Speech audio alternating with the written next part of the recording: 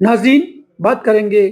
کاشف کے حوالے سے، جو ایسے 2 روز قبل جس نے اپنے بچوں کو 3 بچوں کو معصوم بچوں کو زہر دے دی اور خود بھی خودکشی کی کوشش کی، اور اس کی بیوی جو ہے اس پر بھی تشدد بھی کیا گیا اور ساتھ اس کو زہر بھی دی گئی، جبکہ آج دونوں میاں بیوی جو ہیں وہ نیم بہوشی کی حالت میں ہیں۔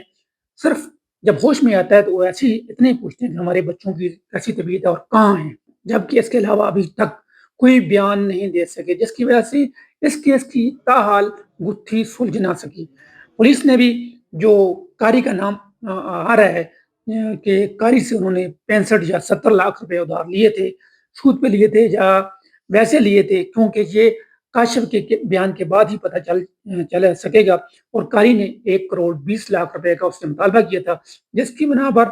قاری نے ان کو ٹائم نہیں دیا اور اس کو امیڈیٹلی گھر خالی کرنے کا کہا کہ آپ کا جو گھر ہے وہ خالی کر دیں، اس پہ میں قبضہ کروں گا اور مجھے قبضہ بھی دیں، جس پر اس نے اپنی بیوی کو اور بچوں کو اور خود سب کو مارنے کی ختم کرنے کی کوشش کی، جبکہ بچے تو ہے 3 معصوم بچے، اس میں 1 سالہ ایک بچہ اور 3 سالہ ایک بچی اور 7 سالہ ایک بچہ، 2 بچے اور ایک بچی جو جاں بحق ہو گئے، جن کا سپرد خاک کر دیا گیا۔ کاشف کی جو بیوی ہے شیزا، اس کی بہن سے بھی ہم نے بات کی، اس کا بھی یہی کہنا ہے کہ جب بھی اس کی بہن ہوش میں آتی ہے تو اپنے بچوں کے بارے میں پوچھتی ہے۔ آپ اس کی بہن کے حوالے سے ذرا سنیں اس کی بہن کیا کہتی ہے۔ کہ کبھی آپس میں لڑائی جھگڑا اگر ہوا بھی ہے تو آپس میں میاں بیوی نہیں مل کے حل کیا، ہمیں نہیں بتایا ہے، اور علاج تو ٹھیک ہے، بس ابھی جب بھی وہ ہوش میں آتی ہے صرف اپنے بچوں کا پوچھتی ہے کہ بچے کہاں ہیں میرے، بچوں کے پاس لے کے جائیں مجھے، باقی کوئی بات نہیں کرتی ہے۔ جی، ایسے ہی جب اس کی بہن نے بھی یہی کہا،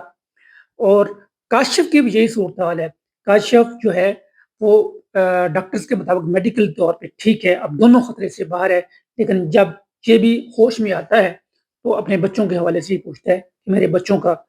کیا صورتحال ہے۔ آپ یہ ڈاکٹرز کے حوالے ڈاکٹر سے بھی بات کی ہے ہم نے، ڈاکٹرز کیا کہہ رہی ہیں یہ بھی ذرا سن لیں کہ ڈاکٹر کیشف کی صحت کے حوالے سے کیا کہتی ہیں۔ ہفتے کے روز یہ مریض ہمارے پاس آئے تھے، اس وقت یہ کافی اریٹیبل اور ڈراؤزی تھے اور ہوش میں نہیں تھے، اس وقت یہ کسی بھی بات کا جواب نہیں دے رہے تھے، لیکن ہم نے ان کی انیشل مینجمنٹ کی ہے، ابھی یہ کافی بہتر ہیں، ابھی یہ وائٹلی اسٹیبل ہیں، بی پی ہارٹ ریٹ وغیرہ ان کا ٹھیک ہے، جی سی ایس بھی ان کا 15/15 ہے، ان کو پتا ہے کہ یہ اس وقت ہاسپٹل میں ہیں اور ان کا نام کیا ہے، اس طرح کے سارے سوالوں کا جواب دے رہے ہیں۔ ان کی انیشل جو انویسٹیگیشنز ہوئی ہیں کچھ بہتر ہیں، کچھ میں تھوڑا سا مسئلہ آیا ہے، وہ ہم نے ان کا ابھی ہمارے 1-2 ٹیسٹ باقی پینڈنگ ہیں، اس کے بعد ہم نے ان کی سائکیٹری کے ساتھ بھی رابطے میں ہیں، سائکیٹرسٹ سے بھی اوپینین لے رہے ہیں، جو ہی کلیئر ہوئے تو ہم ان کو آگے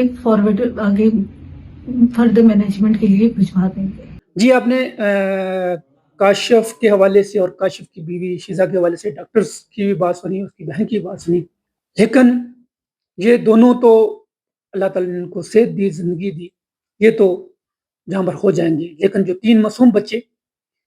وہ نہیں آ سکیں گے، اس دنیا سے چلے گئے۔ یہ سود کی لعنت جو ہے پورے پاکستان میں، اہنسازی بھی ہے، سود جو ہے اللہ تعالیٰ سے کھلی جنگ بھی ہے، اس کے باوجود ایبٹ آباد کیا پورے پاکستان میں سود پہ کاروبار جو چل رہے ہیں، یہ ہمارے لیے بہت بڑا لمحہ فکریہ ہے۔ یہ تمام جو انتظامیہ ہے، پولیس ہے، جو پاکستانی قانون کے مطابق اس پہ عمل درآمد ہونا چاہیے، تاکہ آئے روز سود سے تنگ ہو کر لوگ جو لاکھ روپیہ لیتے ہیں تو ان کو بعد میں 5 لاکھ 3 لاکھ روپیہ دینا پڑتا ہے، وہ نہ دینا پڑے اور اس لعنت سے بچت ہو۔